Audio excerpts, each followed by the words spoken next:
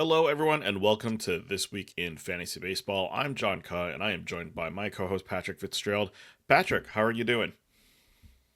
Hey John, I'm doing all right. I am keeping close tabs on the Orioles game right now because it seems like our season's falling apart a little bit, so we could really use a win right here. But on the fantasy side, pretty good. I got one team in first and two other teams kind of in the middle of the pack. So yeah, hoping to continue to trend towards the top of the standings. How are you? Yeah, I'm doing okay. The Twins got shut out by the White Sox today, so, that was awesome. Uh, but yeah, fantasy team wise, I don't know. My teams are kind of not doing super hot this year. Um, I, I have like a lot of really good hitters who had like really good starts to the season, but they kind of cooled down the last couple weeks. Made a few miscues on the free agent waiver wire, but that's just kind of how April really goes for um, a lot of fantasy teams. I'm sure there's a lot of mistakes that are made, a lot of pickups you wish you made, but it's still a long season, and yeah, it's only going to be even more fun as the year goes on. Yeah, and in like head-to-head leagues, a lot of it's about who you play. Like I have a team where my entire infield basically either got hurt or is performing poorly, but my pitching's done well and it's carried me to some pretty good, wins. So like Hmm. it really, in at least in your head-to-head, roto's a little bit different. You don't want to fall too far behind, but at least in head-to-head, sometimes you just get lucky with a good matchup or unlucky with a really bad one. Yeah, I had a few too many shares of Justin Steele this year, so that injury has hurt a lot. But um, yeah, I think like in terms of batters, my teams have been doing all right. No huge injuries there, which I'm pretty happy about. I am in dead last though in TGFBI, which is the kind of like the fantasy industry Mm-hmm. uh, league, and that's not pretty. I've more or less given up on that league at this point. I think once you're 15th in a 15 team league in week 4, it's kind of tough to provide any sort of hope for a roto team to come back, but there's still positives that can come from this. We'll see if I'm able to make a run as people start getting healthy. I did draft Grayson Rodriguez in that league, so that's probably the reason why my pitching's not doing so hot in that one. Yeah, 15 is a tough hole to dig out of, but I wouldn't give up just yet. I mean, you can still, make good fab moves, and I feel like in TGFBI, fab is a little bit softer than like some of the other leagues because it's kind of a lower priority for some people. So you might be Yeah. able to, sneak some good pickups or something. Yeah, I did try to pick up Chandler Simpson for $140 of Fab. I got beat by a guy who bid 227 on him. So Mm. that's sometimes people overpay and you don't win your guys, and I'm okay. I'm glad I didn't spend 25% of my season Fab on Chandler Simpson, which Yeah, he's solid, but again, he's a guy who only provides average and speed and not much else. So I'm okay with not spending all that money on him. yeah. I think he went 331 in my 12 teamer to 100, which I mean, if Wow. that's your guy, that's your guy. But I thought that was a really aggressive and probably, too big of a bid to Yeah, be honest. Yeah, I'm probably going to spend too much money on Nick Kurtz this weekend. That's what's going to happen. Anyways, before we get into the rest of the podcast and talk about a couple of those guys, we of course are going to go through the latest news and notes in this podcast. We're going to recap the hitter and pitcher performances, and of course give some streaming recommendations at the end of the show. And just a reminder, you can follow our podcast on Twitter at ThisWeekPL. And you can send us your fantasy baseball questions if you still use email at thisweekplpod@gmail.com, or you can just send it to us honestly on Discord as well. Lastly, make sure you subscribe to or follow the podcast on whatever streaming platform that you listen to. Again, we're on all of them: Spotify, Apple Podcasts, YouTube, wherever else you listen to your podcast. Make sure you follow us and leave a 5-star review if you enjoy listening to the show. All right, we are going to get into the injury news, and thankfully this week there's not a lot of injury placements, although a few surprising names for sure. We're going to start with Jake Mangum of the Tampa Bay Rays. He actually, unfortunate for him, he was just called up, and then immediately goes on the 10-day IL for a left groin strain, which is unfortunate for him, but it's pretty much paved the way for Chandler Simpson, their kind of all star or their star rookie to potentially have a little bit longer leash in the majors. Willie Castro of the Minnesota Twins went on the 10-day IL for an oblique strain, which is pretty unfortunate for the Twins because they were relying on Castro a lot. They don't have a lot of middle infield help in uh, just in general in their organization right now. Luke Keyshaw, who we mentioned last week, got called up. He's been absolutely insane at the plate. I think he's on like a 5 or 6 game stolen base streak or something like that. Hmm. But again, he also is coming back from Tommy John. He does not play second base extremely well. Willie Castro was also filling over at third base for a bit. And as we mentioned last week, Jose Miranda got sent down to AAA as well. The only hope that the Twins have right now is Royce Lewis coming back to third to the majors and being able to take that third base spot. So yeah, the Twins are a little bit of disarray right now in terms of their defensive help. Another team that is kind of looking for answers in the mid infield is Corey Seager of the Texas Rangers, because he's going on the 10-day IL for a hamstring strain. Any thoughts on this injury here? Obviously, a big injury for a lot of fantasy owners. Corey Seager was probably going in the top 3, if not top 4 rounds in most leagues. Yeah, any thoughts here on losing Seager and what you could try to do to replace him? Yeah, it's disappointed, but not unexpected. Corey Seager's a guy who you'd be surprised if he puts a full 150 games together. He just does have that durability concern. For the Rangers, I saw they rolled out a lineup that had both Kevin Pillar and Nick Ahmed in it last night, which had me questioning what year it was. But it looks like the guy who's going to be the biggest winner here is Josh Smith. He kind of fills in wherever Texas has an injury, whether that's third base, shortstop, or somewhere in the outfield. So he's a good replacement, I think, in your maybe like 12-team leagues. He's like a good, well-rounded contributor. Obviously, it's going to be a big step down from Seager, but he's a guy who should be in there almost every single day. So that will be a nice switch. I replaced Corey Seager with Caleb Durbin in one of my leagues, but that was only because Josh Smith had just been added 10 hours before that or whatever. So I think those are a couple of guys that are, worth adding to replace Seager, but pretty big shoes to fill. So definitely a tough loss. It sounds like it's going to be short term though. So hopefully that is the case. Yeah, hopefully he is able to make a quick recovery. AJ Puck of the Arizona Diamondbacks is hit the 15 DIL this past weekend for a left elbow injury, and he's already getting second opinions on it, which usually is not a good sign. This does put Justin Martinez as kind of the de facto guy in the closer role for Puck for Arizona. But the weird thing, of course, is that Justin Martinez has also been dealing with his own shoulder Mhm. fatigue, so the Diamondbacks bullpen is kind of in disarray there.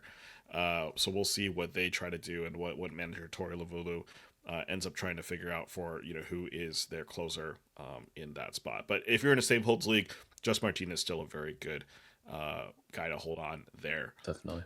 Martin Perez of the White Sox is out for the remainder of the season, although it's kind of weird because they didn't explicitly come out and say that he's going to get Tommy John. The White Sox just said he's out for the season, which is interesting considering that they didn't have any more information beyond that. But again, Mhm. he was at least the most veteran pitcher in the rotation, not necessarily the best. Shane Smith has been doing really good stuff for them recently, so it's an unfortunate loss for that rotation, but also it's not that big of a loss because it was Martin Perez. Spencer Strider, big kind of an interesting news here of Atlanta going on the 15 DIL with a hamstring strain. So nothing to deal with the elbow, which is good, but it is kind of unfortunate that there's another injury that he's dealing with. It sounds like he should be back pretty quick though. Any thoughts here about this injury? Obviously, it's kind of a big deal, but I think the Atlanta was able to dodge a bullet with the fact that it was an arm related injury. Yeah, yeah, another tough break for Atlanta. It does seem like it's not going to be a long-term thing, but also doesn't seem like it's definitely going to be the minimum stay. So they might be without Strider for a month or so. So it's going to be Bryce Elder, looks like, filling in the short term. I guess they might need another guy too. Actually, I think Elder might have already been in the rotation. But yeah, it's just unfortunate. It was nice to see Strider back on the mound, even if his stuff was a little bit diminished. And then this crops up, and now people who thought they got a great discount on him at draft day are going to be without him for a few more weeks. So, you just got to hold it and stay patient. I don't think it would be a good time to sell or anything like that, but hopefully he's not out for too long. Yeah, according to roster resource right now, the current rotation is Swell and Black, Elder, Sale, and Grant Holmes. So only 4 pitchers. Right now, in terms of the minors, obviously they've got AJ Smith Shaver. Hurston Waldrop is also a potential call up there. Dylan Dodd, who had a kind of a little bit of a cup of coffee a couple years ago, is Mhm. also could be available to pick up. Do you like any of those three as a potential fantasy pickup if they get called up to the majors? Not necessarily outside of deeper formats. At least for your shallower leagues, I think they're too risky. Smith Shawver has great stuff. His splitter moves a ton. He throws pretty hard, but he really struggles with both command and control. He walks too many guys and doesn't really put the ball where he wants in the zone. So I mean, he's really promising, but I think he's just gonna have a tough time getting major league hitters out consistently right now. Especially maybe in a wins league, it's like an okay shot, but given the struggles Atlanta's had, it's not really a guarantee. So I would mostly just stay away. Yeah, sounds like a good deal there. On Sunday, Luis Arias was involved in a pretty scary collision at first base. He got put on the 7-day IL for concussion protocol, and it sounds like there haven't been any setbacks there, but also nothing that would indicate that he would be coming back any earlier. Obviously, it's 7 days, so he's on there for at least that period of time. But yeah, Arias out, and of course, like for fantasy teams, that's a big blow because he has first and second base eligibility. He Mhm. also wasn't necessarily going high in drafts though, so probably an injury that you're able to stomach for a little bit. Moving on to some returns from the injury list. It's a lot of pitchers in this one. We're going to start with Tobias Myers of the Brewers. He was activated today, Thursday, with a start against the Giants. He's slated to go actually against the White Sox next go around. So I think if you're looking for a streamer, there's a good chance Tobias Myers is on your waiver wire. And so maybe go think about picking him up for that upcoming start. Jack Leiter of the Rangers is not officially back from IL, but he is rejoining them on their road trip, the team on their road trip to Sacramento, and he's likely returning early next week. Pablo Lopez of the Twins is expected to be activated during this weekend series. He's already had one rehab start last weekend, looked great. Also, probably more clearly, David Festa was optioned to AAA today, so likely they just have Pablo slot in for where the next opening is. Probably I would guess it's probably Saturday if they let Simmons with Richardson pitch on Friday and then have Pablo pitch on Saturday. Francisco Alvarez of the Mets is expected to be activated on Friday after going through several rehab games, and he's likely going to take over as catcher there. Maybe in a little bit of a timeshare, but we'll see what that playing time ends up shaking out. And his teammate Jeff McNeil is also expected to be activated on Friday as well. Don't know who the corresponding moves for either of these is going to be. It could be Brett Beatty, most likely the person who gets sent down to AAA for the Mets. What's your thoughts on Jeff McNeil? Do you feel like he's a guy that's like worth picking up? He might have been on someone's IL because he probably was drafted. But if he's on your waiver wire, do you think you go after him when he comes back from the injured list? Yeah, maybe in a 12 team or a 15 team where you need some positional flexibility and he can be like your one of your two bench hitters or your only bench hitter or something like that. He's kind of like a Reyes, but honestly with the worst batting average. So he just doesn't offer a super intriguing fantasy profile, even if he does offer some versatility. I think that hopefully Beatty stays up because he hasn't been great, but he's been okay. And it seems like maybe Jose Azucar will get sent down because they might play Jeff McNeil a little bit in center field. So, hopefully they keep Beatty up and give him a chance to, just a little bit longer runway. Yeah, and I think other than Brett Beatty, I think Luis Angel Acuna has kind of shown that he has some staying power up in the majors as well. He's Mhm. been manning second base quite a bit in McNeil's absence, and it doesn't look like the Mets are keen to send him down to the minors either. So yeah, kind of with you on Azakar probably being the drop there, and then likely Hayden Senger is going to be the drop for when Alvarez comes back. Both those guys likely not on any rosters, so probably nothing to worry about in terms of losing a roster spot because of these moves. Mhm. Colin Holderman of the Pirates is expected to be activated this weekend after two rehab appearances. This is kind of really only notable because uh, Dennis Santana has not necessarily wowed as the Pirates closer. Granted, being the Pirates closer is probably one of the more sorry jobs on the market. David Bednar is back though, also, and so it becomes kind of a crowded situation in that bullpen with Bednar, Santana, and Holderman all kind of vying for that closer spot. Is this a situation you want to get in terms of trying to pick up saves in a league, or is it something you'd probably just want to stay away from? Yeah, I wouldn't worry too much about Holderman aside from maybe like a speculative main event bid. He's a decent relief pitcher, but I wouldn't call him a good relief pitcher. So I think that Santana's been decent enough, and Bednar has been. I think he's thrown at least two scoreless outings since he's come back, and he was pretty Yep. good in AAA. So I think that if he continues to string zeros together, they're gonna give him some opportunities. With Bednar, it's funny. I noticed like one day before he got promoted, he was like one of the most added players in my leagues, and I was like, "What's going on?" And my friend was like, "Oh, they Yahoo wrote an article about people to stash, and David Bednar was on the list." And I was like, "Oh, that makes sense." I mean, he's been a decent pitcher for his whole career, right? But he's not someone who's super valuable in fantasy leagues, especially if it's just a saves league. Even if he gets the role back, he's probably going to share it. And in our shallower leagues, that's not really going to do a ton for us. Yeah, just for context, in yesterday's game, the Pirates had Caleb Ferguson out for the seventh, Bednar for the eighth, and then Santana to close out the ninth. So that's kind of the order that it seems to be right now. It seems like Holderman probably slots into that second setup man that they would bring in for the seventh inning. But yeah, we'll see how that all shakes out.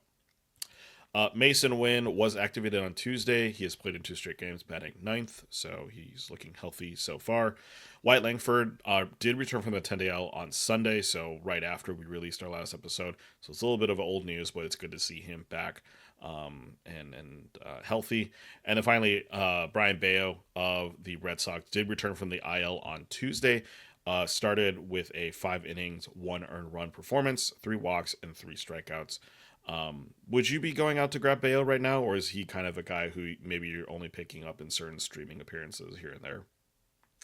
Yeah, I think he's pretty matchup dependent just because he doesn't have huge strikeout upside, and Fenway is generally a pretty tough place to pitch. But yeah, in a 15 teamer, he's a guy that you have to hold if you want him on your team. In a 12 teamer, I think he's probably owned in a good amount of them, but I wouldn't feel comfortable starting him often. He's a guy who had some, prospect pedigree, and the stuff is pretty loud, right? He throws pretty hard and it looks good, but he struggled to, put together good ratio seasons. So I think that it's a little risky having him on your team for sure. Yeah, I had Bayo on a couple teams last year where he would go on these 4 game runs where he looked great and then would not look good for 2 starts. And it was just hard to trust, but it is very matchup dependent, I think. And he does have really solid pitches, but just tends to get hit a bit more than you would like. Yeah, absolutely. All right, moving on to a bunch of injury updates. We're going to start with Tyler O'Neill, who was held out of Thursday's game due to some recurring neck soreness. Just keep that in mind. It's not certain if he's going on the IL just yet, but it is something to watch out for. Colt Reagans was removed from today's start due to some groin tightness. I think he pitched maybe 3-4 innings and then was pulled from the game. So that's just something to monitor as well, whether that's something that the Royals are going to be cautionary about, or if they're going to just kind of let him recuperate and go the next go around. Royce Lewis, as we mentioned, is starting a rehab assignment tomorrow on Friday. He is coming back from a hamstring injury. Tony Gonsolin of the Dodgers had 79 pitches in his final rehab outing, and this is going to be an interesting question for the Dodgers to deal with because again, they do already have a five, or I guess technically right now it's a 4-man rotation, according to Yeah, Roster they sent Resource. Landon Knack down. Yeah. Because yeah, Landon knocks down. So likely, do you think Gonson slots in as the fifth guy there? It just seems like the logical move at this point. There really is no one else to take that spot. Yeah, I think so. He's built up. I'm pretty sure he's going to be a free agent after this year, so it's not like they're really worried about managing his innings. And I think it was yesterday they had Ben Casparia start, who's like a swingman reliever, and I think he threw like 3 innings or so. So yeah, I think Gonsolin's the guy here. Good play in wins leagues, I think, but if you don't have wins in your league, I don't think it's worth having him on your team. Yeah, we're likely not seeing another random Bobby Miller start for some time. So Hopefully not. yeah, Ryan Presley of the Cubs had his knee drained of fluids earlier this week, so he wasn't available for a bit. That's why Porter Hodge has been kind of taking some of the late inning duties. But he should be back and available this weekend, according to manager Craig Counsell. Of course, Presley has not really had a lot of value as a closer, anyways, this season. But still, something to monitor if it makes sense to go after a guy like Porter Hodge in your leagues if you're really itching for saves. As we mentioned with the Arizona bullpen, Justin Martinez has been dealing with shoulder fatigue. Currently, no plans for a trip to the IL, although he hasn't pitched in nearly a week, but it sounds like he's coming back and should be ready to pitch in a game as soon as today. Jared Jones of the Pirates, who of course is dealing with a UCL sprain, is scheduled to undergo a follow-up MRI, and this one seems to be more positive. At least it sounds like he is going to be cleared to start a throwing program sometime soon. So it looks like they're at least making strides for him to come back, but it's unsure how soon that could be. It's probably, we're probably still a month or two out from him actually seeing any sort of major league action. Shane McClanahan of the Tampa Bay Rays, of course, dealing with a triceps injury. He's expected to resume throwing this week. Again, that timeline for him returning probably is about a month and a half at the earliest. Zach Eflin of the Baltimore Orioles, dealing with a lat injury, did throw a bullpen session earlier this week. Could be starting a rehab assignment maybe next week or the week after. We'll see how the Orioles bring him along. Blake Snell from the Dodgers, dealing with a shoulder discomfort, and he was shut down from throwing after experiencing a little bit more issues during that session. So it looks like he's going to be out for quite a bit longer now than initially expected when he went on the IL. So a big blow, but also probably one that you've been able to manage on your fantasy teams. If you had Blake Snell already, it just means that he's not coming back anytime soon. Grayson Rodriguez of the Baltimore Orioles officially diagnosed with a mild right lat strain after dealing with some other arm issues. Or was it a shoulder or was it an arm issue? I think it was a triceps elbow Triceps, issue, and okay. then they said this was a shoulder injury, but I guess it was a lat injury. It seems like everything's falling apart. Yeah, exactly. Basically, the right side of his body is just not feeling great. So yeah, he's shut down from throwing for a few more weeks. It's unlikely he's coming back until maybe the All-Star break at the earliest, I think. Yeah. So really unfortunate if you had it on your fantasy teams. I think we already talked about this last week. If you don't have an IL, if your league doesn't have IL spots, it's probably okay to drop Grayson at this point, just because Yeah, he's not going definitely. to be providing any value. Edwin Diaz of the Mets left his game on Wednesday with a hip cramp, but there doesn't seem to be any indications that this is worthy of an IL stint yet, but just something to monitor. CJ Abrams, who's been dealing with a hip issue, did play in a few rehab games this week. Still necessarily no timetable on his return. His teammate Michael Soroka is dealing with a biceps issue. Had his first rehab start on Tuesday, and so he's slowly making his way back to the majors. Lucas Giolito of the Red Sox, dealing with a hamstring injury, will make his final rehab start on Friday. Alex Cora, manager of the Red Sox, has already announced that he is going to be starting next Thursday against Toronto. Is Giolito a guy who, if he's available on your waiver wire, are you going to go pick him up for this start? Or do you think you'd want to wait and see how he does? Yeah, I think I'd want to see what it looks like first if you have the ability to do so. He had didn't pitch at all last year, so it's been a long time since he's been on a major league mound. So I think you want to tread a little bit lightly here. And then I just want to add on, CJ Abrams was actually activated today. He's playing against the Oh, okay. Orioles now, so There you go. he's back in the lineup, which is good for managers. Yeah. Hopefully get a little bit of that power speed combo back. Mm. And that, Nationals offense, which has looked actually pretty good the last week or so. A little bit thanks to Dylan Cruz for showing that off. But yeah, it could be a good spot for him to land in. Christopher Sanchez of the Phillies left his start on Tuesday with forearm tightness. No plans yet to go on the injured list.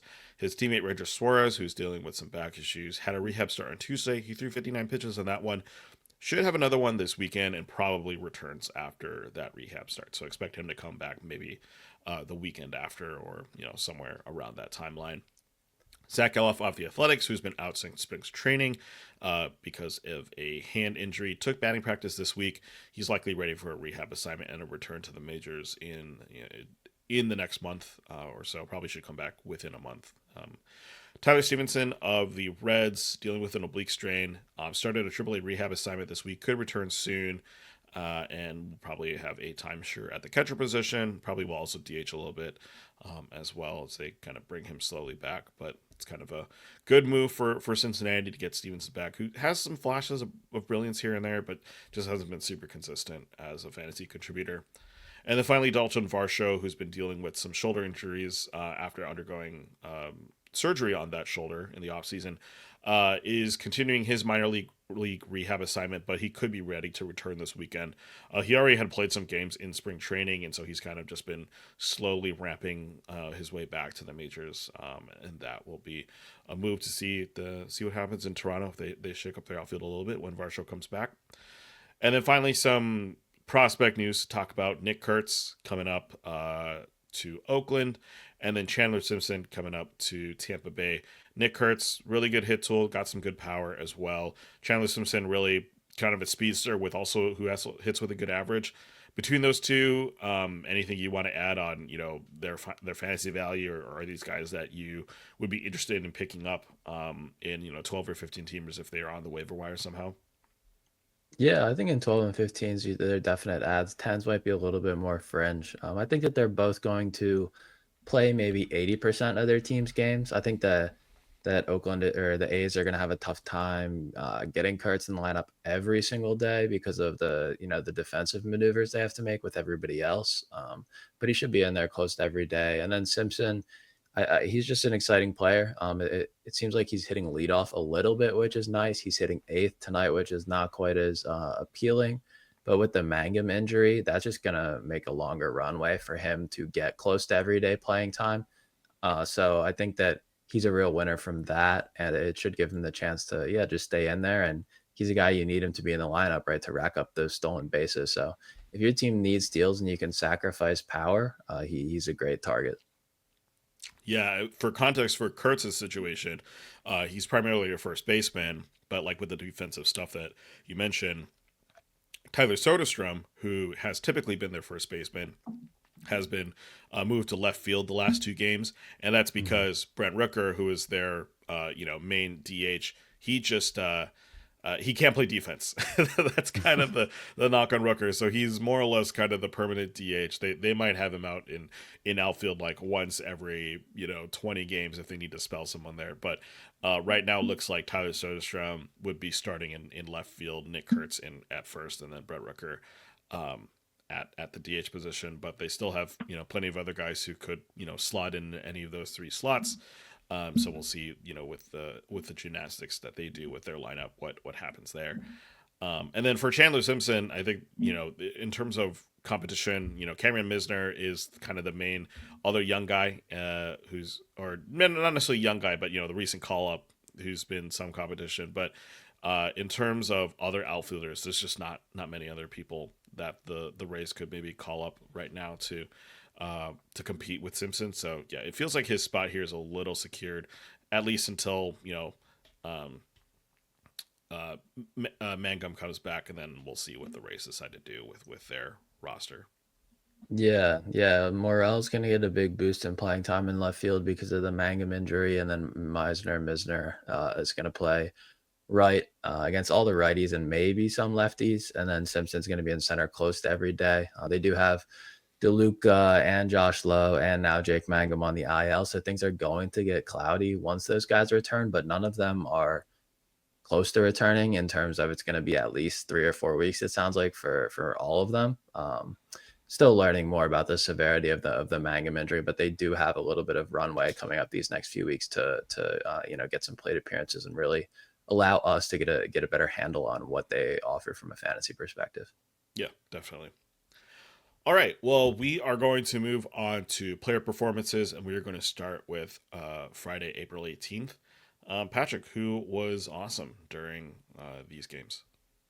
Yeah, so on the 18th, Justin Wainwright covered our hitter recap with the greatest story ever told, which is a shout out to Trevor Story, who has continued to rake since we talked about him last week. So I'm not going to repeat the story conversation because I think that what we said last week still holds is that he's healthy and he's producing and enjoy it while it lasts. So I'm going to talk about Cam Smith on Friday the 18th. Cam Smith went 2 for 4 with 2 home runs, 2 runs, and 4 RBI. And after a lackluster previous series against the Cardinals, where he only had one hit in 3 games, there was some discussion about, if Smith was maybe a little bit overwhelmed at the major league level and maybe had been rushed. But he went yard twice in this game against Kyle Hart and kind of bumped up his batting line to back to slightly above league average, which just kind of shows you what one really good game can do for you at this point in the season. And, just tells us that we shouldn't rush to judgment too much. I do know that we talked about Smith my first time on the podcast, and I was a little tepid on him. I think, I thought that he would be a okay source of power, but skeptical about the rest of the profile, just given how little of a track record we have here. So I'm wondering where we are now on Cam Smith in our shallower leagues. The third base outfield eligibility is nice, and he does offer some power upside. So I'm wondering, where you're at on Smith. Is he a bench bat? Are you, confidently starting him, or what do you think? He feels like a guy who, in 15 teamers, I'm considering him as a starting lineup guy. I think in 12 teamers, it Mhm. just doesn't make sense to have Smith in your lineup. I think there's much better options both at third and at outfield. Um, but I think in 15 teamers, it's probably worth a look at. Again, the challenge with him is just the track record, right? It's less than 70 games in AAA last season. And also he's on a new team with the Astros. He's learning a new position on the fly as well. Mhm. There's just a lot of things that could be going against him. So I think the fact that he's been maintaining the numbers he has is like all right. It also doesn't help that the Astros aren't like that great right now. But yeah, it's hard for me to roster a guy who, barely has double digit runs, double digit RBIs, doesn't have only has 8 runs, only batting 226. Like that's just not a winning player in most fantasy leagues right now. Yeah, yeah, I think that I'm probably a little bit more optimistic, but not by a lot. I think in 12 teamers, if you have a weak offense, he's a good bench bat. If you have a good offense, keep him on your watch list if he's available. But yeah, I don't think you're confidently starting him in those formats. And it just seems like he has some contact issues. Like his swing strike rate is pretty high, around 14, 15%. And it's not because he's swinging a lot. He's really just struggling to make contact. So his CSW is like, which we don't talk about a lot for hitters, but when you see a guy who has over a 35% CSW, that's a mark that's elite for a pitcher. So for a hitter to be running that kind of CSW, it raises some serious concerns. So on the 18th on the pitching side, Abbott Elementary was Nick's SP Roundup title. A shout out to Andrew Abbott, who's looked pretty good in his first couple starts since coming off the IL. But I'm going to talk about Yoshinobu Yamamoto, who pitched at the Rangers on that day, and he went 7 shutout innings with 5 hits, no walks, and 10 strikeouts, 20 whiffs, and a 31% CSW on 102 pitches. And this is just the ace is going to ace moment for Yamamoto, who had a co-share of the Gallows pull. It was a really good pitching matchup with DeGrom, who went 7 innings, 1 earned run, I believe. So, a classic pitcher's duel. In this game, Yamamoto was kind of able to dominate with his traditional fastball splitter curveball 3 pitch mix, but he did also use 12 sliders and cutters, which allowed him to steal some strikes. He went 10 out of 12 strikes on those 2 secondary offerings. And Nick always talks about how he wants him to throw upstairs with the 4-seamer more, but the Dodgers are one of the few teams that kind of don't follow that trend, and it seems like they like to tunnel 4-seamers low in the zone with their pitchers splitters. So Yamamoto's been skyrocketing up the list. He's close to breaking into the top 10 at this point. I think he was at number 12 on the most recent update. So I'm wondering if we consider him a bona fide fantasy ace at this point. I I just don't know what else he needs to show us, right? Like Mm-hmm. he's had this is his second double digit strikeout game in 5 starts. Second shutout appearance in those 5 starts as well. The the fastball velocity is kind of holding. So there's not really any sort of injury concerns right now, and he just looks like the guy that we all expected him to be last season.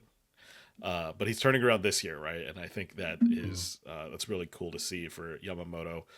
And maybe that's something that going off the rails a little bit. We've been seeing so many struggles with Roki Sasaki, adjusting to the majors. Not saying that not that Yamamoto was struggling like Sasaki was struggling, but at the same time, like it does take a while to get acclimated to a new country, new teammates, new pitching coaches, things like that. And I think Yamamoto is just kind of showing off that like patience is worth it, and he's been absolutely dominating this season, and I would expect nothing less from him going forward. Yeah, yeah, and I think the issue with him last year wasn't really the quality. He had a 3 ERA and a 1.11 WHIP, so not as elite as he's been this year, obviously. But the issue is that he only threw 90 innings. So I think that and he's on the field, he's going to be just an absolute rock for you. One unfortunate thing is the way that the Dodgers manage their staff. They haven't had a single pitcher start on regular rest this year, so it seems like they're always going to have a 5-man rotation, if not a 6-man rotation, if they get into weeks where they don't have a lot of off days. So you're not going to get a lot of 2-start weeks from Yamamoto, if any. But every 6 days he should deliver a great outing for you. Yeah, I think that's something to keep in mind, especially when Shohei Ohtani comes back Mhm. and they decide to pitch him. That's that they're definitely going to a 6-man rotation there, and he's just going to have less starts, which probably ends up being a good thing for at least his health, just not as great thing for fantasy managers. Yeah. All right, moving on to Saturday's games. Thanks to Kevin O'Brien for the Cruise Your Own Adventure article. We are going to talk about Dylan Cruz a little bit later in the article, but in the podcast, but not right now, because I want to talk about Fernando Tatis Jr., who I think we haven't really talked about a lot so far this season. 2 for 4 with a home run, 2 runs, an RBI, and a stolen base for that combo meal. And yeah, Tatis has been absolutely lighting up the season. 8 homers, 7 stolen bases, a 333, 406, 624 slash line. And a big change this year for him, which I think a lot of people have been noticing, is just the strikeout rate has come down by a pretty significant amount. And his walk rate's gone up by, I think it's like 4 or 5 percentage points. He's barreling the ball like he was in that great 2021 season he had, and he's making hard contact on over 40% of his plate appearances, which is pretty crazy. So my question is it too early to put Tatis as the front runner for the National League MVP? I think he's been playing lights out. This is his, I think it's the age 26 season. We kind of see that's when a lot of these elite hitters start hitting their prime. Yeah, what's your feeling on Tatis in terms of where he ranks right now in the NL? Yeah, I mean, he's up there for sure, right? He is doing it all from a hitting perspective. He's kind of returned to that 5-tool guy, and I think he won a platinum glove in right field. Maybe not last year, maybe the year before, one of the two. So he's not playing a premium defensive position, but he's excellent at his defensive position. So I think that, yeah, he's looking like a potential real life and fantasy MVP candidate. I think it was the first week of the season where he said something like, "Yeah, I couldn't really steal a lot last year because of the leg injury that I had, but yeah, I just want to steal. It's exciting and it's something I'm going to do way more this year." So having drafted him in the first round of one of my leagues, I was like, that is just great news to hear. So he's going to stuff the stat sheet for your fantasy teams, which is going to be awesome. I think that Corbin Carroll might be the front runner at this point, and then PCA has just had an incredible season. Talk about a 5-tool player potentially who's a great defender. So yeah, some really exciting outfielders in the NL, and Tatis is definitely up there in the conversation. Yeah, funny enough, we're going to talk about both those guys later in this podcast. So Well, spoiler alert. yeah, exactly. Yeah, there's been a lot of really good talent, outfielder talent specifically in the majors this season. Yeah, Kyle Moving Tucker too. and Kyle, yeah, too, Kyle Tucker, man, like that. The NL is stacked right now in terms of elite outfielders. All right, moving on to pitchers. Thanks to Nick Pollock for the Liberator de Force SP Roundup article. And we're going to talk about Kodai Senga of the Mets going up against the Cardinals, ironically. Of course, the cover boy was Matthew Liberatore, but we're going to talk about his opponent, Kodai Senga, 5.2 innings, no one runs, 3 hits, 2 walks, 4 strikeouts. This offseason, I think a lot of news was made, and we've talked about it at length about just kind of the lack of depth in this pitching rotation for the Mets. And yet Kodai Senga was kind of just there, just like, hey guys, I'm still here. Like I'm still a pretty good pitcher. The big news, like obviously, Shamanaya, Frankie Montas, both those guys going down, and yet Kodai Senga is just here, still being a solid anchor for this rotation. He had a decent outing against the Cards, just missing out on a quality start by 1 out, unfortunately. But he was getting plenty of whiffs with his Ghost Fork, which is categorized as a splitter on Pitch List, in case you're trying to find that pitch. Bunch of splitters just below to the zone, just getting whiffs from the Cardinals batters. And his balls in play were mostly turning the outs. I think he had like 15 balls in play, only gave up 3 hits. So, solid defense behind him. Again, he's not going to really wow you with any of his stuff. He has like a bunch of solid pitches, nothing that's like super elite. I think even that Ghost Fork that everyone was raving about isn't like the most disgusting pitch you've ever seen, but it's really good, right? As evidenced by this game. But that being said, he's starting out the season with a .79 ERA and a .97 WHIP, which are insane numbers. I don't think he's going to stick with that for the entire season. Obviously, regression is going to happen, but what do you think Senga's ceiling is? Is this a guy who ends up as like a top 15 pitcher, or is he more kind of a solid like SP2 guy who you can rely in day out? Yeah, I think the SP2 is honestly kind of his ceiling. I've always been a little bit tepid on Senga. The Ks are down this year. His strikeout rate's 23%, which is like about average, but not what you expect from a guy like him. He always just kind of hurts you in whip. Right now, it's not happening because he's getting, pretty good batted ball luck and he's stranding a lot of runners. So he's not, he's keeping his ratios really good. But he does typically struggle with command, and I think that whip is just generally an underrated stat that people don't, really consider enough. So he's not usually a guy that I'm targeting. I saw some stat. I don't think holds exactly now since he's had a couple more starts, but at one point this season he had faced the Marlins in like 20% of his career starts, which is just ridiculous. He's getting the favorable matchups, right? And he's making the most of it, so you can't really fault him for that. But it does, 20% is a pretty big number. So it could just be, making his ratios and making him look to be a little bit better of a pitcher than he is. But he's definitely an auto start pretty much every outing. I just have some concerns about what his real ceiling is. I think he's more like finish the season in like the 40s or so in terms of, his value. Yeah, it's nice to be in the NL East for sure. Yeah. Yeah, look. Sometimes, at least against the Marlins. Yes, exactly against the Marlins. Yeah, against the Phillies and Atlanta, it's maybe not as hot, but yeah, just kind of comparing the numbers to his 2023 season, which was his first season in the majors. Obviously, last season was a bit of a lost season for him because of injury. Mhm. But he had a 29% strikeout rate and 11% walk rate in 2023.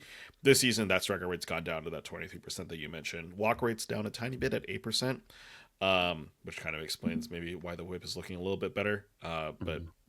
yeah, for now, the strikeout rate dip's probably the more worrying thing, but he's been able to kind of stomach that with getting basically pretty decent BABIP luck right now. Yep. Moving on to Sunday, April 20th. This was an ugly day for the Orioles. They lost 24-2 to the Reds, and I will be talking about a Reds hitter because they had quite the day.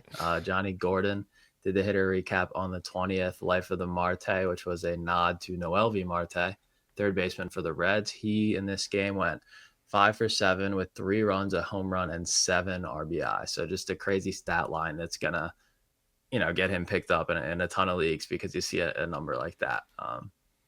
But is this a breakout performance of a former top prospect that we have been waiting for? Johnny, in his take, and kind of in my take too, says, I don't think so. He is looking to be close to an everyday player right now with Spencer Steer and Heimer Candelario losing out on some playing time. So Marte is getting in there almost every day at third base. But we need to be realistic about what his performance on Sunday was fueled by. The Orioles threw position players in each the eighth and ninth innings. So he hit a grand slam off Jorge Mateo in the eighth and an RBI double off Gary Sanchez in the ninth. So, there's some very favorable at bats pumping up the numbers here.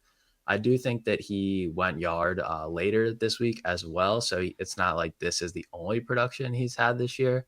But the numbers right now are not indicative of his true talent. And obviously he's feasting on these easy position players pitching. I mean, and that's really all you can say. And he hasn't been up all year, so his numbers are going to be even more heavily skewed by this because he doesn't have full time at bats yet.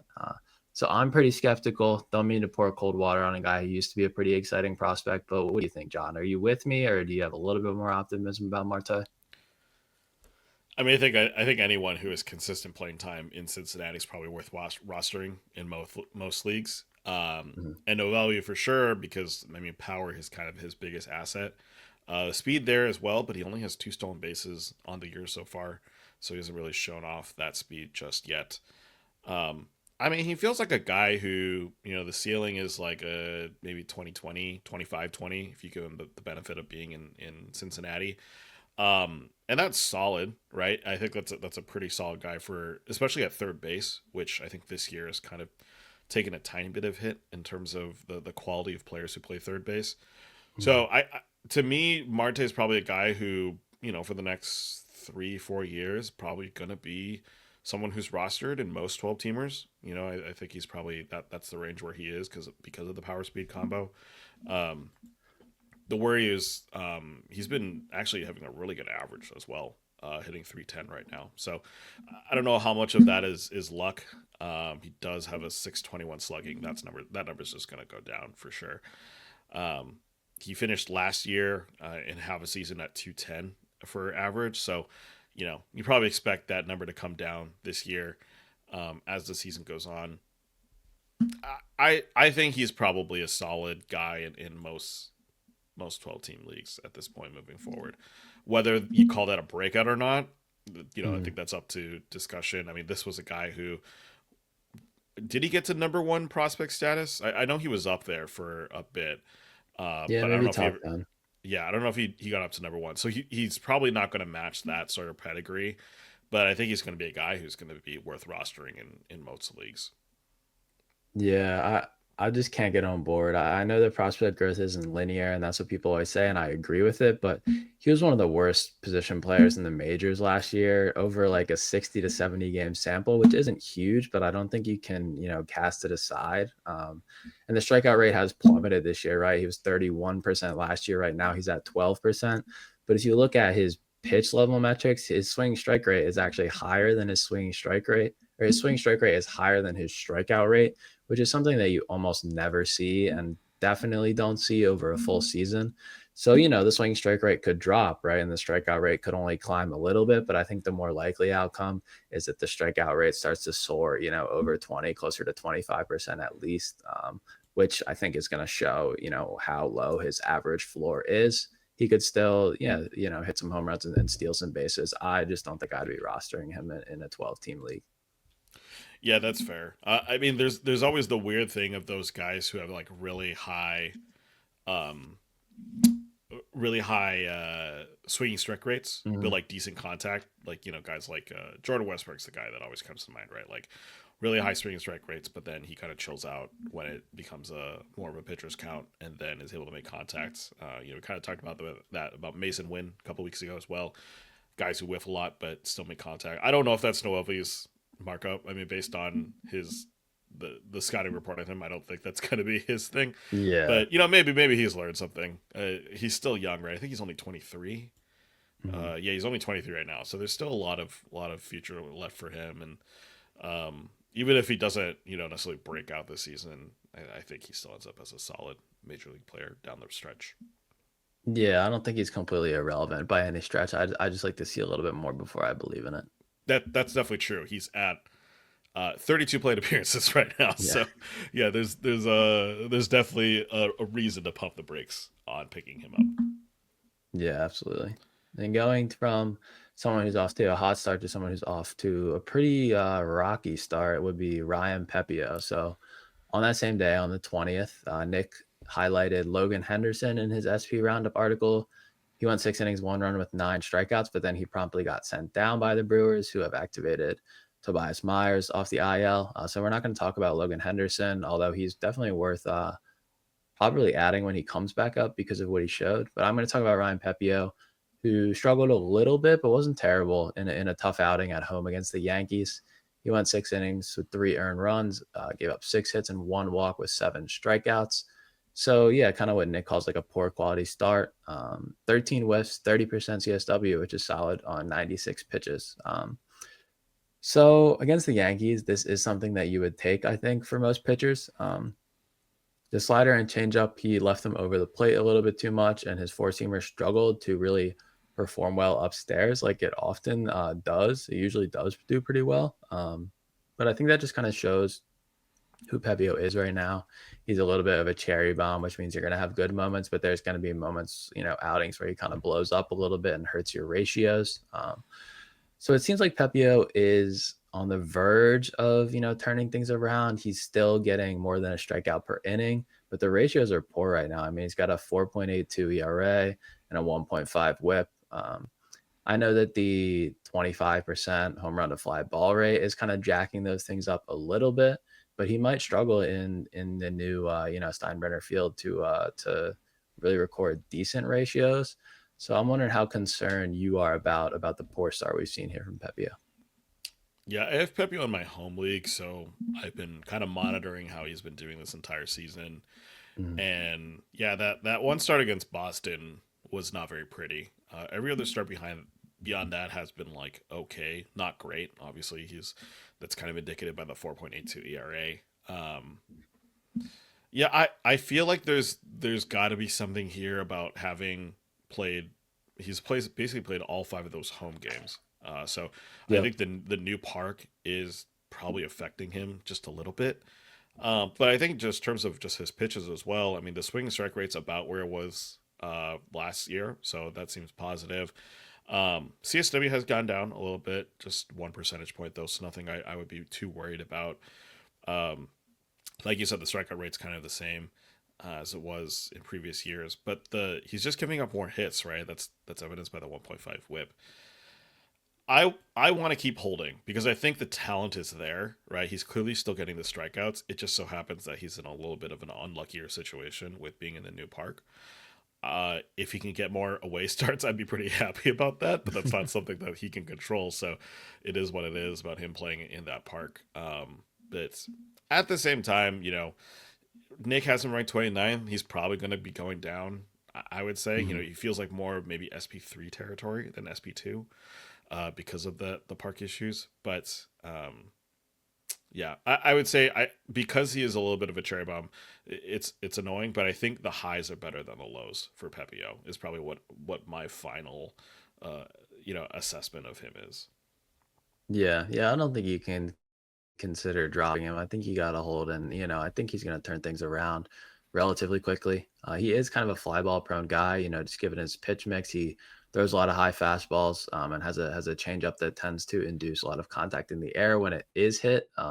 So the home runs might continue to be an issue for him.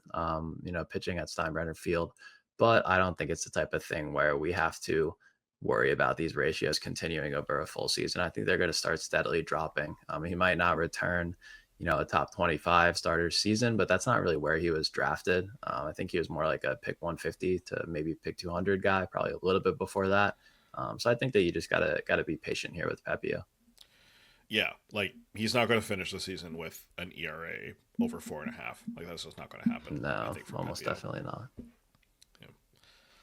All right, moving on to Monday's games. Thanks to Christian Ottman for the A Man's Gotta Do, Wagaman's Gotta Do. Of course, referencing Eric Wagaman, who had a combo meal on Monday.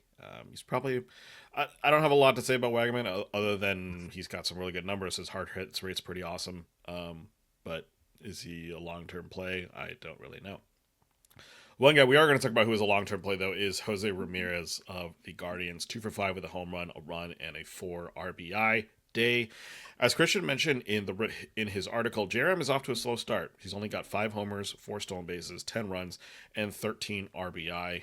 Of course, after recording a 40-40 season. So, hopefully you'd like to see those numbers up. That being said, though, April is just typically a slow month for JRAM. He had a slow April last year as well. What is maybe a little bit worrying in just terms of looking at advanced numbers is that the hard hit rate's down from where it's been in the last couple of seasons. It's at 33% right now, as opposed to 40% that we've seen it in the past 2 years. But there's honestly not too much in JRAM's profile that I can pick on, other than it's probably just a slow start to the season for him. Um, what's your take? Do you think this is just April JRAM, or do you think this is signs that at age 32 he's starting to slow down just a tiny bit? Yeah, I mean, I think it tells you how highly we think of him and how much we expect of him to say that 5 home runs and 4 steals so far is disappointing. He's just that talented of a player. I'm not too concerned. His strikeout and walk rates are staying pretty similar to where they've been recently. I know the quality of contact's a little bit worse, but I don't think you were expecting him to hit 40 home runs again. I think low 30s is a more realistic expectation. So I wouldn't be, sounding the alarms or anything like that on JRAM. I think that he's the best third baseman. Hopefully, he finishes as the first third baseman again, like he has so many years before. I think you just stay patient and trust an elite player who has had quote unquote down years that are down years by his standards, but not by most player standards, and just trust that he's going to put together another season of really solid output. Yeah, I had to really nitpick to find something that was down for JRM Yeah. this year because, like you said, the strikeouts and the walk rates are pretty good. It's just that the hard hit rate's down just a tiny bit right now. But yeah, I'm kind of with you. Nothing too worried about here. I mean, he could just have an incredible May and June and just be back right to where we expect him to be. So moving on to pitchers, then. Thanks to Nick for the Masterpiece Theater SP Roundup article, and we of course are going to talk about Max Meyer of the Marlins going up against Cincinnati in the win. 6 innings, no earned runs, 5 hits, no walks, and 14 strikeouts. I have to talk about my fellow Minnesotan, Max Meyer, who was just absolutely crushing with his slider. Got 16 whips on it. Changeup was also incredible too. He returned to 53% CSW. The big thing about Meyer, the story about him in spring training was that the velocity went up. He added a couple more pitches. I think it was like a splitter and a sinker were the two pitches that he added, or at least the sinker for sure. I can't remember if it was the splitter. So, some things to notice about him. He didn't start off the season like in any sort of elite form. Obviously, nothing we would expect about a 14 strikeout game here. But he's had some really solid outings. He's got a 34% overall strikeout rate.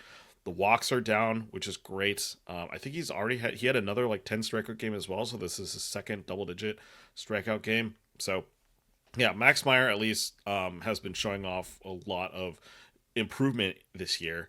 What do you think his potential is for the rest of the season? Is this the Max Meyer that we get for the remainder of the year? Obviously, not a 14 strikeout guy, but a guy who could be averaging at least a strikeout an inning, if not more, and keeping that whip down. Yeah, I mean, I think that Max Meyer is a super high ceiling. I like to consider one of my best fantasy skills identifying sleeper pitchers who have the potential to break out. And I'm bummed that I didn't really have Meyer on my radar enough. This was probably the best outing of any pitcher this season, really. I mean, 49% CSW and 14 strikeouts is pretty silly stuff. I think that with the deeper arsenal, it's gonna really raise his ceiling instead of just being a guy who has a decent fastball and a really good slider. He's now got a viable changeup and he's added the sweeper in addition to the gyro slider. So I think he has like SP2 upside. I don't know if the workload's going to be there. He's a guy who has had major injuries in the past and didn't throw much at all last year. So the Marlins are probably going to baby him a little bit, right? They're not expecting to contend in a super tough division. So I think that he might, get babied a little bit down the stretch in terms of how deep into outings he's able to go. But on a per inning basis, I mean, I think he's going to be, one of the best pitchers in the league. So if you drafted him, I don't think you need to sell high necessarily unless you really need hitting. I think you just enjoy what you're getting. Yeah, I think I only have Max Meyer in like one of my leagues, which is super unfortunate. But yeah, I mean he was at school at the U of M when I was there as well. So I've been Mm. following his career for a long while at this point, and just happy to see him succeed. Yeah, very impressive. Going to the 22nd Tuesday.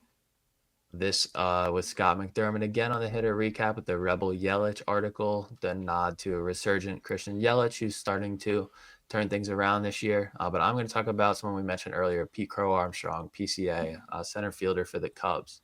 He went 3 for 5 with a double, a home run, 2 runs, and 3 RBIs in this game. He's had a number of games recently that we could have put him on this rundown for. He just is racking up home runs and stolen bases left and right while playing an excellent center field for the Cubs. His total so far on the season is 5 homers and 10 steals. So it looks like the breakout is here. He's got a ton of speed. He stretched in this game, stretched a blooper into a double with his aggressive base running, part of a 5-run first inning off of Dustin May, which I'm sure hurt a lot of us managers out there starting him in that one. And then he hit a home run off of May in his third at bat against him in the 5th inning. And he is a guy who doesn't have great traditional plate skills in terms of chase rate and contact rate, which might scare you off a little bit. But he's just such a dynamic hitter. He's gonna, like I said, just absolutely stuff the stat sheet. He's on pace at this point for a 2030, maybe even a 2040 season. I'm not saying that that's going to hold, but that's what it's pacing for. And the way that the Cubs have been scoring runs, they have a super deep and super strong lineup. He could be a real source of runs. I mean, he's already got 21 so far. He's not hitting at the top of the order yet, and I don't know if I see that this year, but I think that any spot in the Cubs lineup is a good spot to hit in. So it kind of seems like the sky's the limit here for PCA, and this has been a really fun breakout to watch. Yeah, I think the most impressive thing is 5 homers already, right? He had Mhm. 10 last year in 400ish plate appearances. Like we knew the speed was always going to be there for PCA, so I think it's good to see that it is still here. Um, like you, I hate that he's hitting seventh right now. Yeah. But you look at that lineup and it's like, well, where are you going to put him? Like, do you replace Ian Happ? Probably not. No. Um, Kyle Tucker's in the 2 spot, Suzuki's in the 3 spot, Michael Bush is in the 4. Like maybe there's an argument that he goes ahead Dansby or Nico, but I don't Mhm. necessarily like that for him. He's not necessarily a guy to come after Michael Bush. So, that all being said, I think I really am enjoying the PCA breakout, mostly because last year the whole thing was like he is going to be sticking up in the majors because of how good his defense is, right? So he's going to just get more plate appearances than your typical outfielder because his defense forces the Cubs to play him every single day. Um, Now that he's showing off more power, yeah, we're not saying he's going to have a 30 homer season, but I'm kind of with you that 2040 is definitely in his possibility. Like last year, he had 10 homers and 27 stolen bases. He should be able to get to 40 this year, and I think just the showing off of the power, like the barrel rate's up this year. I don't know if the hard contact is up this season, but it's not necessarily something he's a great at, but it's league average at least. Um, I think all those things kind of coupled together could put together a really special season for PCA. Yeah, he's a guy where if you like him, I hope you got him on your teams this year because the way this is going, he is going to be so hyped up next year in drafts. Like, he's going to be a pick that you're going to have to agonize about, at least from my perspective. I mean, you see these young, power speed outfielders like Jackson Churio going in the first round, James Wood going in the third round, O'Neal Cruz. Like, that's going to be his range if he keeps this up at least 70% of what he's doing. So that's a scary thing to think about. I personally would be a little scared to take someone like this that high. But yeah, I mean, this year, you're kind of just rolling with found money and just kind of enjoying it. He's gonna, contribute across the board. Yeah, it's nice to see like these young guys break out.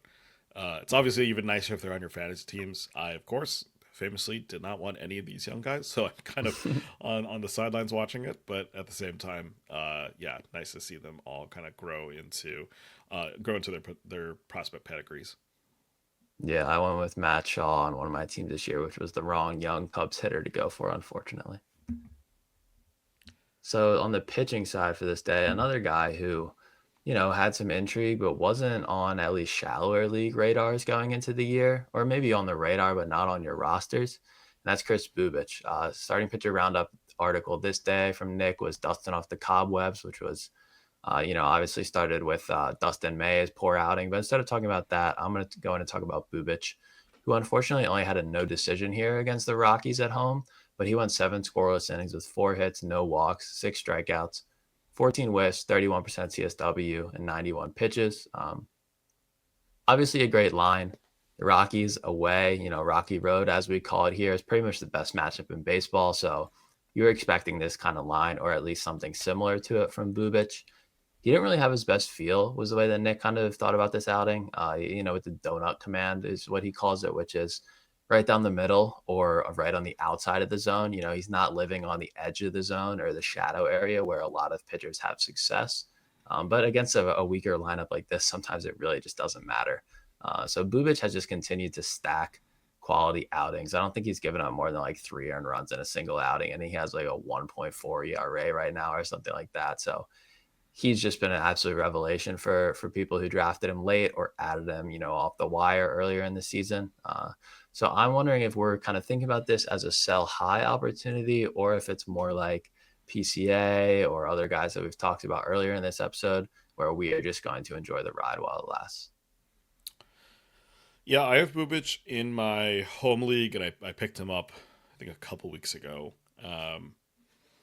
And I think the nice thing with him is he's got a lot of interchangeable pitches. I was just looking at his last 3 starts, and like he doesn't necessarily rely on one pitch too much. Like the four seamer is his main pitch, but there's been starts where he's thrown his sweeper more. There's starts where he's had both his sweeper and slider and changeup in play. There's starts where his changeup is his main secondary, And I think like having good feel for all, let's just call it four pitches essentially. His seam, Mhm. four seam, sweeper, slider, changeup makes him a good matchup for most teams. Um, as to whether I think this is a sell high opportunity, I just don't know if a lot of people will be motivated to pick up Bubic after one outing against Rocky Road. I think if he continues to excel in a big way, like maybe it's worth a sell high. I think for me though, I'd probably just rather keep him in my roster and enjoy the run and see where it takes you. He probably has like SP3. Yeah, probably SP3 ceiling is probably where I'd have him at. He's not going to be a guy who you'd consider an ace or close ace, but in terms of solid outings every time he goes out there, I think that's definitely doable for him.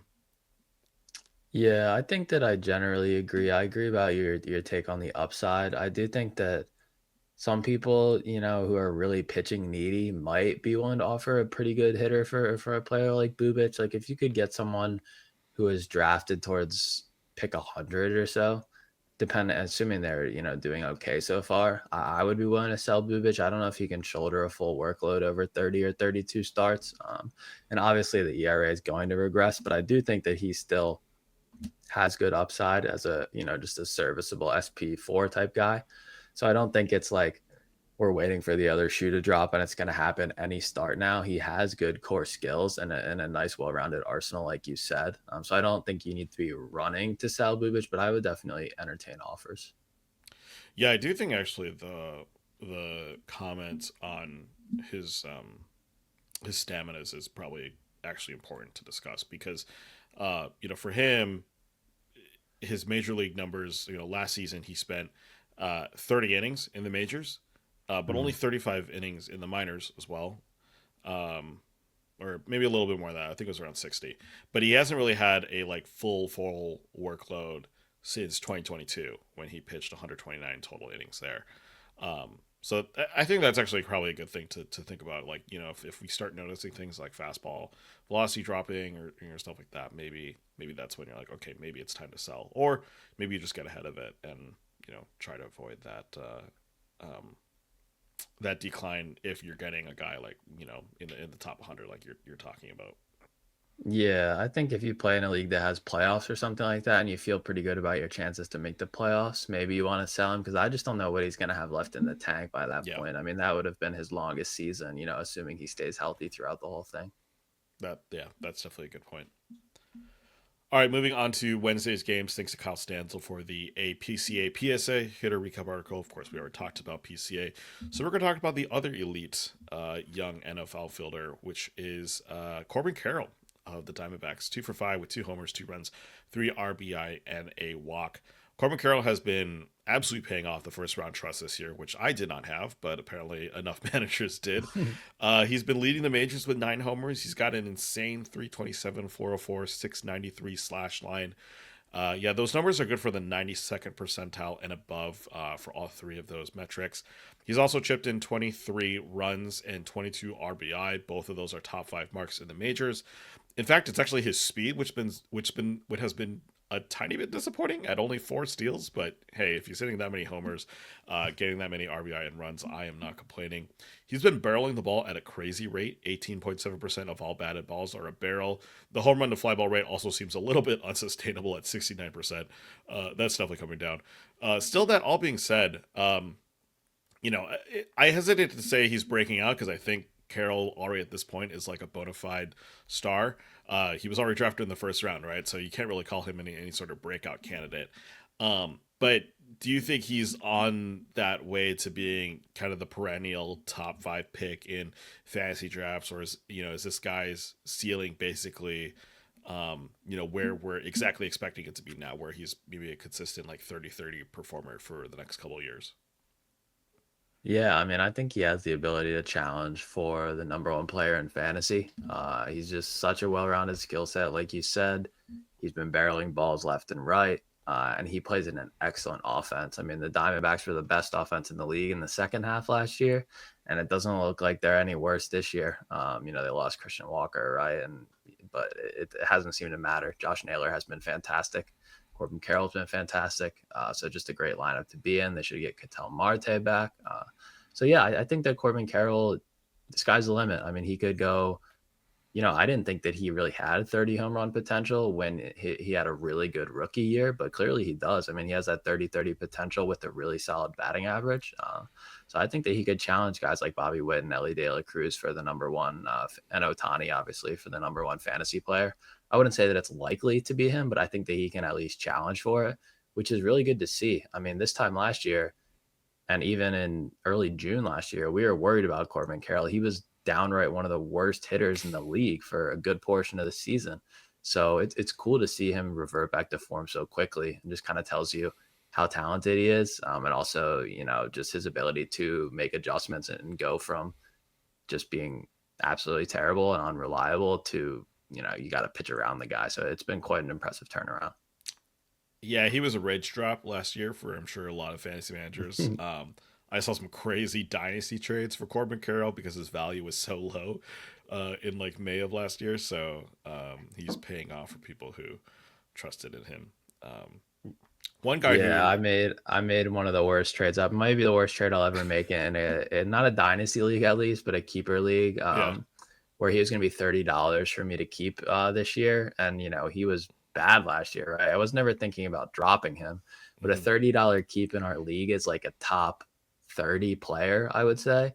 And based on what I'd seen from him, I thought, yeah, maybe I'll keep him, but I might not. So I traded him for I think a keeper spot and Marcus Semien, who was good at that point and was just horrible for the rest of the year. So I pretty much traded him away for nothing. And now he's tearing it up for the team that I traded him to, and probably will get kept next year too. So that's the way it goes sometimes. Sometimes you lose trades like that. And this yeah, is probably my biggest loss.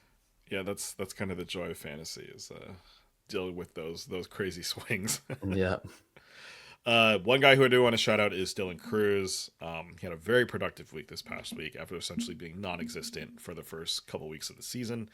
He racked up 2 steals, 3 homers, and he's currently on an 8-game hitting streak. So, shout out to Cruz for kind of turning around a little bit after a mini slump to start the season. I still don't know if he is a guy that you have to roster in 12 teamers. I think he's still maybe on the outside looking in those types of situations. But in a 15 teamer, it feels right to say that Dylan Cruz probably should be on a roster there. Yeah, yeah, I covered him in my first patience or panic article of the year, and he was actually a guy that I think people should have been panicking on a little bit. Even with this good stretch, his OPS is still like 530 or so, so he's got a long way to go to return anything close to the value that you took him at. But I think a 12 teamer maybe on the bench, right? I wouldn't feel great about starting him consistently, but yeah, I think that he's worth having on your team just in case he does figure it out, but he's not like a, must have type of guy right now, unfortunately. Yeah, I agree there. All right, moving on to pitching. Thanks to Nick Pollock for the considering to gusto move SP Roundup article.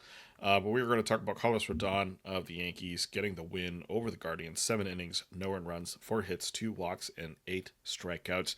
Rodon had a bit of a rocky start to the season. He had 3 straight losses in his first 4 starts, but has righted the ship the last 2 outings. Was great in this one again. 7 shutout innings, getting whips with both the changeup and the slider.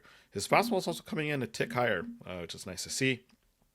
His walk rate though on the year is still kind of scary at 12.6%, but he kept it in check with this start, only 2 walks as I mentioned previously. He's been doing a great job at limiting hits though, so it is somewhat impressive that he doesn't have an astronomical whip. It's not like an insane number. It's I think in the low ones actually because of how many hits he's limiting. But yeah, Carlos Rodon, solid pitcher. I think we know exactly what we can expect from Rodon. I don't think there's any growth that we're expecting to see from him at this point. Probably a solid SP3, SP4, maybe that range for Rodon right now at this point. But yeah, obviously being on the Yankees, the wins are nice because of that high-powered offense behind him. But yeah, any additional thoughts on Rodon? Is this a guy who is just kind of a set and forget for you, or is he still a little bit matchup dependent at times? Yeah, I think you got to roll him out there unless maybe you're in a head-to-head league and it's late in the week and you're protecting ratios. He's a guy who I wanted to buy low on when his ERA started getting close to 6, but he strung a couple of good starts together, and that window has kind of closed. The strikeouts are the biggest. Strikeouts and wins are the biggest pluses where Rodon is. with the ratios, you kind of just hope it's about average for your team and, just enjoy he's got 45 strikeouts in 36 innings right now. So great source of Ks there. And like you said, Yankees are a good team. I don't know if I'd say they're a great team, but they're a good team. So he should get a lot of wins. So yeah, I think that you run him out there unless it's, kind of a special circumstance. Yeah, I kind of agree with you there. All right, so streamers for this week. Just kind of a recap of last week. We had Tyler Anderson, Michael Lorenzen, and David Festa, who all had okay starts. I know Festa's wasn't the best because I think he only pitched like 4.1 innings. But yeah, any thoughts on the streamers for last week? Yeah, it was kind of a mixed bag again. Festa went 4 innings, 2 runs against the White Sox, so not really what you wanted because you thought it would be a cheap win. Lorenzen actually had to go today after his outing. They got rained out yesterday at home against the Rockies, so he pitched in the second game of the doubleheader today. He did go 6 innings with 1 run, 7 strikeouts, and he got a win and a quality start. So that was nice. 1.5 whip, not great, but I think that's still a win for what you wanted. Anderson, I want to take a quick apology here because I thought he had a 2 start week, but it was actually Giants last week and then Pirates this week. He did throw 6 scoreless against the Giants last weekend, and he's pitching against the Pirates right now. So, incomplete on that one. We'll see how it goes, but I like his chances against a pretty weak Pirates lineup. All right.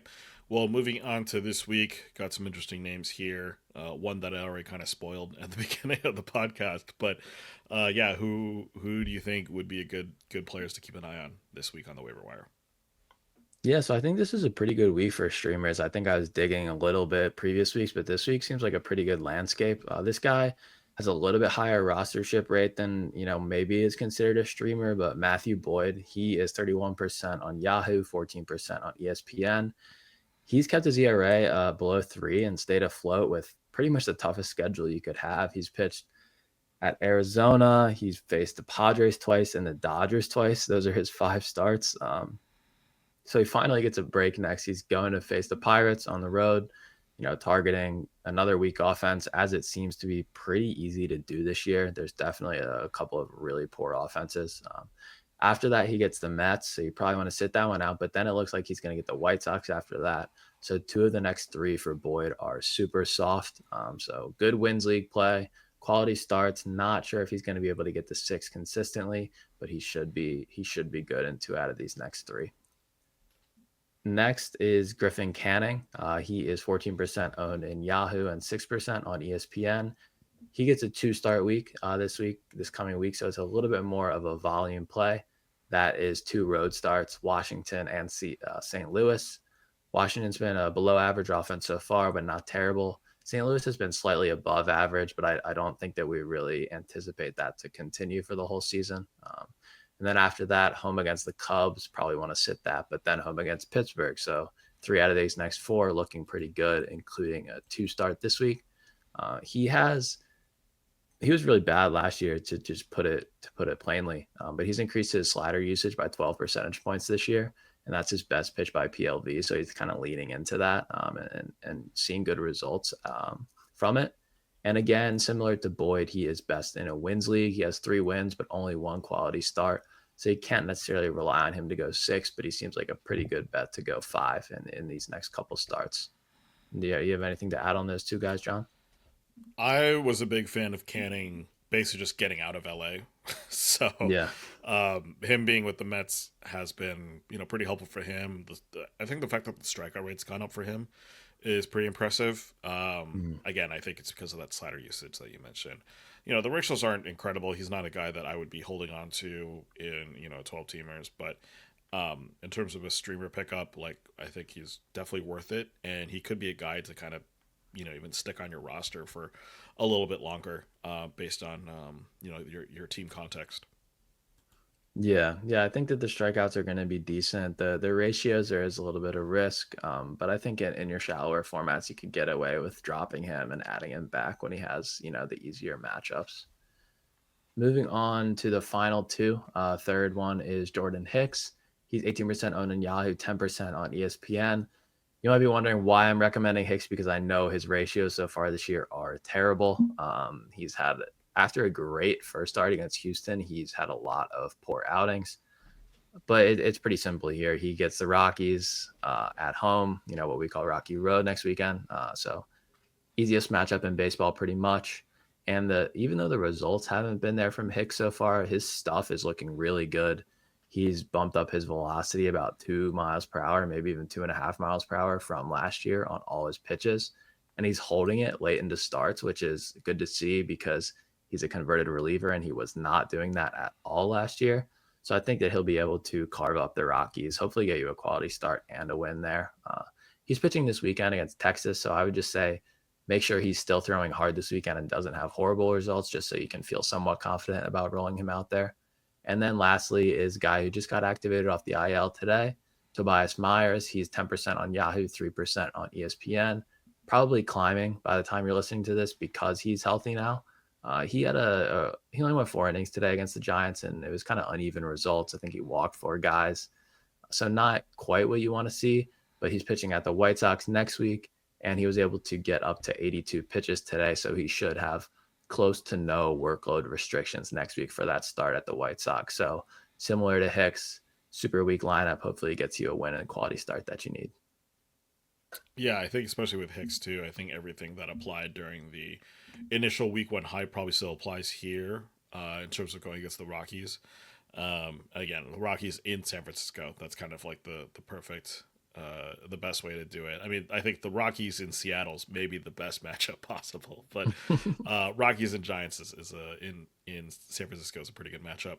And then yeah, Tobias Myers. I think it's an easy equation. He's going against the White Sox, and the White Sox are generally pretty terrible. So if he looks like he's got the length to go at least 5 innings, so should probably be able to secure the win there. Probably not a quality start though, right? I think if you're in a quality start league, you're maybe just kind of going to hopefully get okay ratios from him. But if you're in a wins league, I do like the Toby Myers pickup. Yeah, yeah. If Hicks can't do well against the Rockies, I mean, you have my permission to banish him from all your teams for the rest of the season. I mean, if he can't succeed in that spot, then he probably shouldn't be in the rotation. Yeah, he might be a little cooked. All right, well, that is it for this week in fantasy baseball. Obviously, a lot of injury news, a lot of great performances from a bunch of different players, and of course the streamers. So hopefully you enjoyed that episode. Again, you can find us on This Week PL on Twitter. Send us your comments and questions at thisweekplpod@gmail.com. You can find myself on Twitter at the John K. You can find Patrick on Twitter at pfitzgerald_99. And if you haven't done so already, please subscribe to the Pitcher List podcast feed on Apple Podcasts, Spotify, YouTube, wherever else you listen to your podcast. Leave us a 5-star review if you enjoy the show. And lastly, sign up for Pitcher List Pro. By doing so, you can join us in the PL Discord, get advice from all the fantasy experts and writers over there. Also join us for playback streams as well every single day. So yeah, plenty of baseball content going on over in on Pitcher List. So that's all for this week. We'll be back next week with another episode of This Week in Fantasy Baseball. For Patrick, I'm John, and we'll see you in the next one. Later, everyone.